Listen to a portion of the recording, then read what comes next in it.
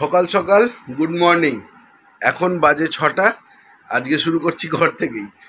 আজকে অনেক দিন পর বেরোনো হচ্ছে, গন্তব্য তারাপীঠ। তো রেডি হচ্ছে সুস্মিতা,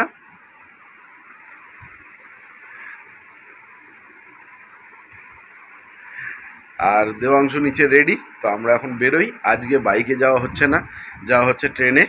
চলো রাস্তায় দেখা করছি, বাকি ডিটেলসও দিচ্ছি।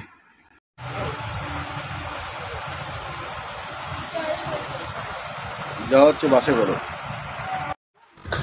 আজ হলো সেই দিন যেদিন ঝড় বৃষ্টির কথা, মানে আজকে কালকের রাত্রির থেকে প্রাকৃতিক বিপর্যয় চলছে, ঝড় জল হওয়ার কথা ছিল কিন্তু সেরমভাবে হয়নি।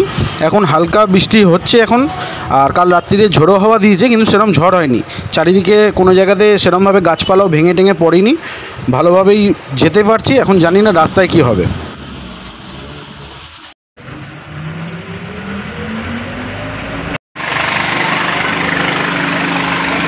পৌঁছে গেছি শিয়ালদায়। ট্রেনের সিট নেওয়া হয়ে গেছে, মানে রিজার্ভেশন ছিল। তো চলো বসে পড়েছি এখন আমরা সবাই মিলে। খাওয়ান দাওয়ান হবে এখন। রাস্তা থেকে নিয়েছি কচুরি, এদিকে বিস্কুট, ডালমুট।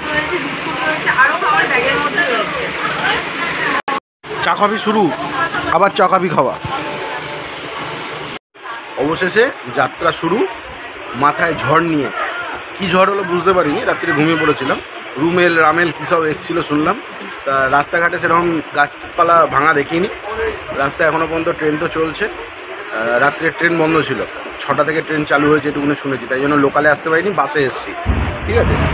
আর চারিদিক তো পুরো থমথমে বন্ধ ছিল দেখলাম, রাস্তাঘাট লোকজনও সেরকম ছিল না। তা এখন এসে পৌঁছেছি। ট্রেনেও সেরকম লোকজন নেই, পুরোটাই বলতে গেলে ফাঁকাই যাচ্ছে প্রায়। তো আগের থেকে লোক ওঠে কিনা এখন। চলো রাস্তায় দেখা হচ্ছে।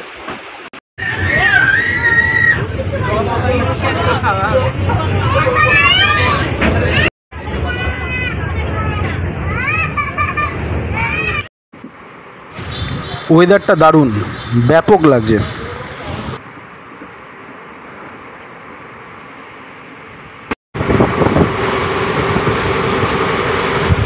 সুস্মিতা এখনও জানেই না যে ওর জন্য একটা সারপ্রাইজ অপেক্ষা করছে তারাপীঠে।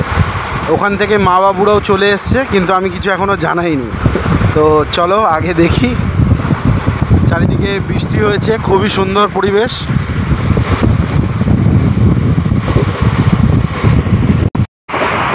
প্রত্যেকবার যখন বাইক নিয়ে আসা হয় তখন এই রাস্তা দিয়েই আমাদের যাওয়া হয়। আমরা ট্রেন দেখতে দেখতে যাই, আর আজকে আমরা ট্রেনে আছি, বাইকের আর গাড়ির রাস্তাটা দেখতে দেখতে যাচ্ছি। এখন সাঁইথিয়া ছেড়ে আমরা এগোচ্ছি।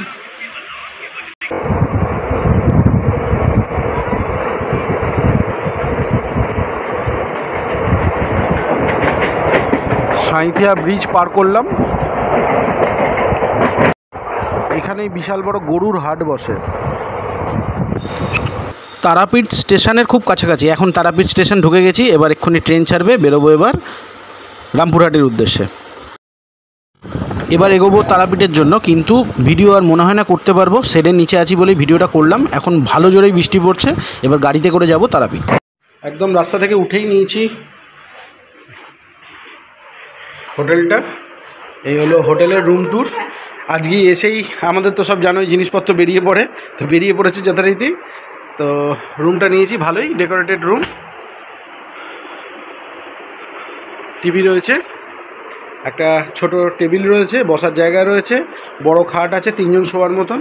ওদিকে একটা ড্রেসিং টেবিল রয়েছে, যেখানে সুস্মিতা এখন মেকআপে রেডি, জাস্ট টাচ আপ দিচ্ছে পুজোর জন্য। আর একটা বড় আলমারি দিয়েছে, ভালো। এসির ব্যবস্থাও আছে, যদি চাও এসিও নিতে পারো। আমরা নিইনি, নন এসি নিয়েছি। আর বাথরুম বেঙ্গলি, কিন্তু পরিষ্কার পরিচ্ছন্ন। সবাই মিলে এখন পুজো দিতে যাচ্ছি। এখন বেরোবো পুজো দিতে, কিন্তু বৃষ্টি মাথায় নেই, প্রচুর বৃষ্টি হচ্ছে।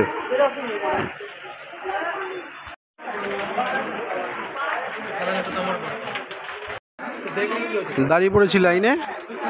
এখন লাইন অল্পই আছে, কিন্তু এখন মন্দির বন্ধ, একটু পরেই খুলবে, তারপরে শুরু হবে পুজো।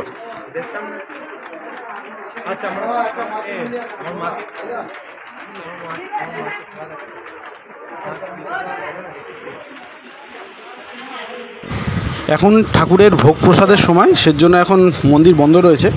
তার মধ্যেই আমরা লাইনে রয়েছি, কিন্তু মুষলধারে বৃষ্টি শুরু হয়েছে। আর এখানে যেহেতু শেড রয়েছে সেহেতু প্রবলেম নেই কোনো, নিচে ভালোই দাঁড়িয়ে আছি আমরা। এখন পুজোর ডালাও নেওয়া হয়ে গেছে, এক্ষুনি ঢুকবো। এদিকে চলছে ভান্ডারার এদিকে খাওয়ান দাওয়ানোর ব্যবস্থা।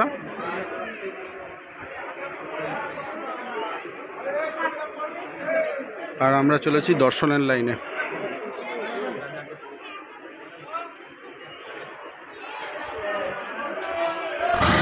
এই তারাপীঠে আমি বহু বছর ধরে আসছি, কতবার এসছি হয়তো গুনেও বলতে পারবো না, এত আমার আশা হয়ে গেছে। কিন্তু কোনোবার আমি এই 500 টাকার লাইন 200 টাকার লাইন কখনোই দিই না।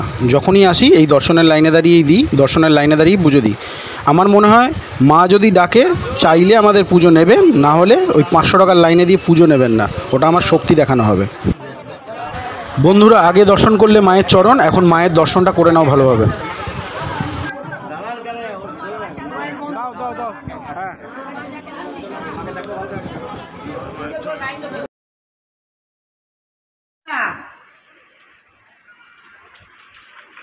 পুজো শেষ করে এবার হোটেলের দিকে যাত্রা শুরু। সঙ্গে মায়ের অন্নপ্রসাদও পেয়েছি, ভোগ গ্রহণ হয়েছে, কিন্তু ওখানে একটু ভিড় ছিল বলে আমি আর ভিডিও করতে পারিনি। তো চলো এবার এখান থেকে বেরোচ্ছি, বেরিয়ে এবার যাব হোটেলের দিকে। প্রত্যেকবারই পুজো দেওয়ার পরেই বামাখাপার ঘাটে আসি। এখানে বামাখাপা চান করতেন। এই ঘাট থেকে আমরা সরাসরি যাই শ্মশানের দিকে। শ্মশানটা যতক্ষণ না যেতে পারছি যেন মনে শান্তি আসে না। আর তারাপীঠের শ্মশানের আলাদাই এক মহিমা। যারা এসেছো তারা হয়তো জানো, যারা আসুনি তারা হয়তো এটার অনুভব করতে পারবে না।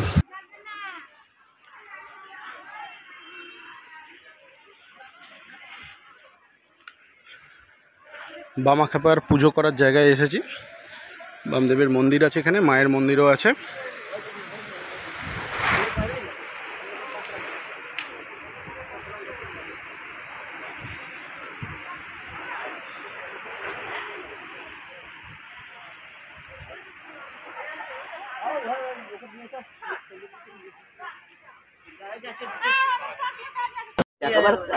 গুড মর্নিং সকলকে, গুড মর্নিং সকলকে। আজকে দ্বিতীয় দিন, সকাল সকাল চা নিয়ে এবার একটু ঘুরতে বেরোনোর পালা। তো সাইট সিনে বেরোবো আজকে। আগে দেখাচ্ছি তোমাদের কোথায় কোথায় সাইট সিন হয়।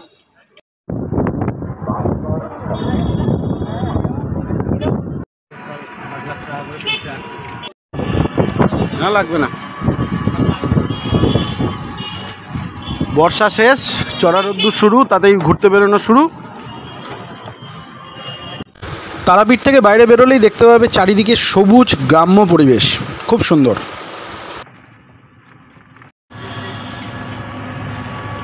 ভালো লাগছে আমাদের দুজনকে। সাইট সিনের জন্য টোটো ভাড়া চেয়েছিল 300 টাকা, সেটা আমরা বার্গেনিং করে 200 টাকায় রাজি করিয়েছি। পুরো ঘোড়াটা 200 টাকায় ঘুরছি। তোমরাও এসে একটু বার্গেনিং করে নিতে পারো। টোটো প্রচুর পাবে, স্ট্যান্ড থেকে টোটো করবে।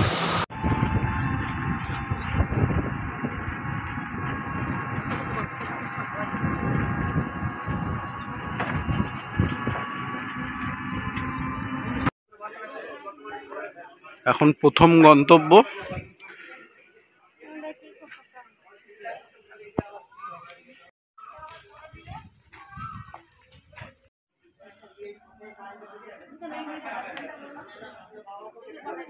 জগন্নাথ দেবের মন্দির।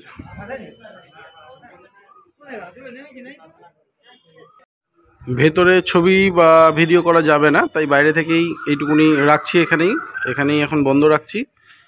দর্শন করে তারপর তোমাদেরকে বলছি। এখানেও ছবি তোলা নিষিদ্ধ, ভিডিও করা যাবে না। এটি হলো নিত্যানন্দ প্রভুর জন্মস্থান।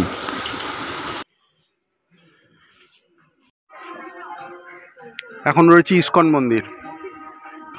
সব জায়গাতেই মোবাইল নিষেধ, সব টিকটকারদের জন্য। আমরাও ভিডিও করতে পারবো না। এখানে মোবাইল ফোন নিয়ে প্রবেশ নিষেধ, তাই মোবাইল ফোন বাইরেই রেখে যেতে হয়েছে। ভেতরের কোনো দৃশ্য বা কোনো ভিডিও করা সম্ভব নয়, তাই বাইরে থেকেই দেখতে হবে তোমাদের।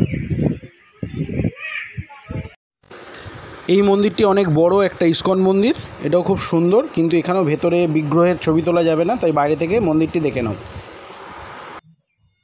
মন্দিরের পাশ দিয়েই চলে যাচ্ছে পঞ্চপাণ্ডবের সেই কুণ্ডের দিকে, যেখানে অজ্ঞাতবাসের সময় ছিলেন।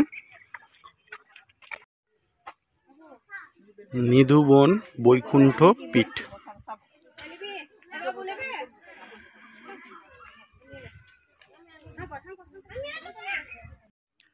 এখানে বৃন্দাবনের নিধিবনের ন্যায় রাত 9টার পরে প্রবেশ নিষেধ।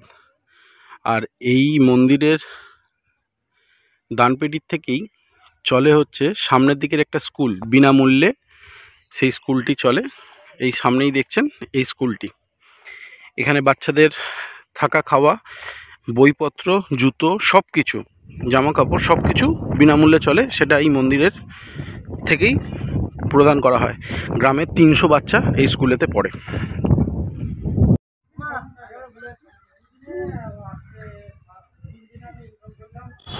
সবকটা মোটামুটি দর্শনীয় স্থান যা আছে সব একটা গ্রামের মধ্যেই বেষ্টন করেই রয়েছে। আমরা চারিপাশ থেকে ঘুরছি যখন, তাতে বুঝলাম একটা গ্রামের মধ্যেই। তো আসতে পারো, খুব সুন্দর লাগবে।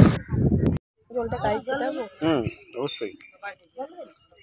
7 সমুদ্র 7 নদীর জল এখানে আহ্বান করে আনা হয়েছিল, এবং এই মন্দিরটি পুরোটি জলের নিচে, 40 ফুট অব্দি নিচে আছে এই মন্দিরটি।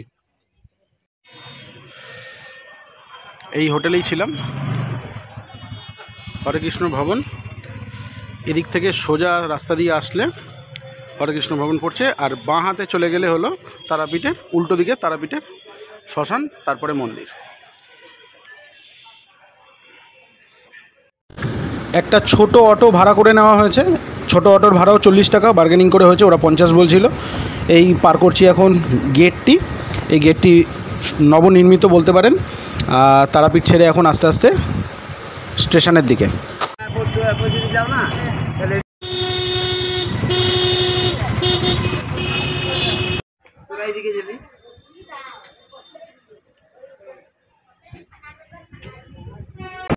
মা বাবু বেরিয়ে গেছে, ওদের ট্রেনে উঠিয়ে দিয়ে আমরা আবার উঠে পড়েছি।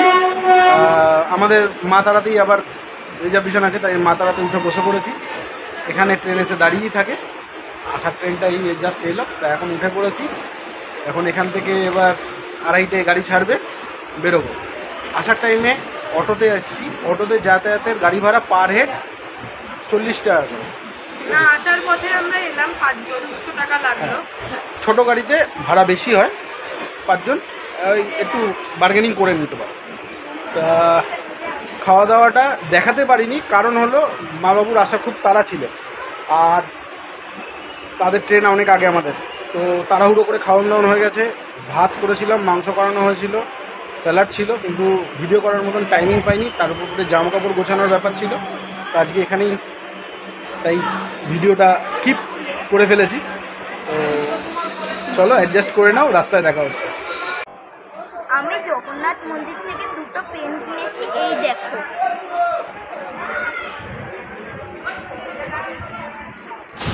টাটা সকল বন্ধুদের, দেখা হচ্ছে আবার পরের ভিডিওতে। এখানেই ভিডিওটা শেষ করছি।